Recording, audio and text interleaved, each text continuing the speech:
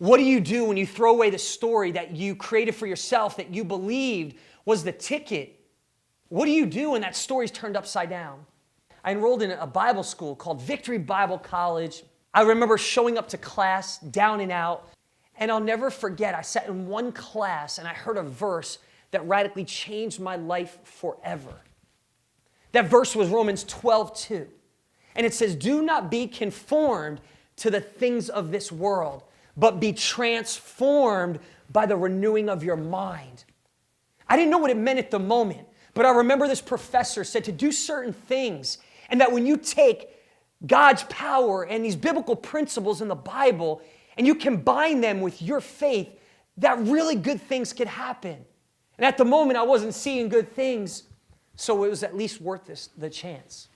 I remember going home to my 600 square foot apartment, and I remember posting these verses around on white note cards and poster board, and I said, man, what is this? This has got to be crazy. Is this really going to work? But I was desperate. And when you're in desperate situations, you do desperate things. And it was at that time that I remember falling on my knees and understanding that there comes a point in life where you've tried to do everything on your own. You've tried to work it out on your own. You've tried to make it happen on your own. And there comes a point where you have to surrender. And I started to take that Romans 12:2 and I started to renew my mind. I did 4 things that strategically changed my life. I call them the 4 pillars. I started to change my focus, number 1.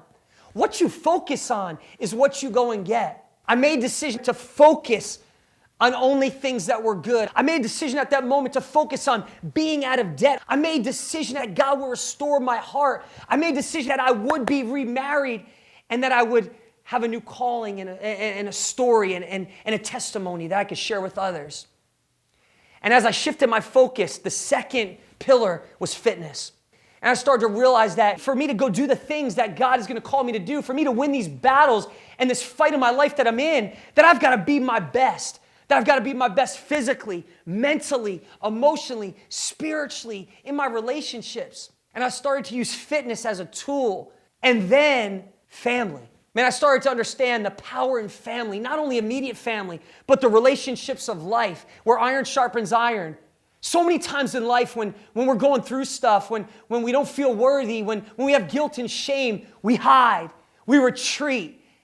And I had to make a decision that I was going to get a little vulnerable, that I was going to allow accountability in my life, that I was going to allow people to speak into my life, to mentor me.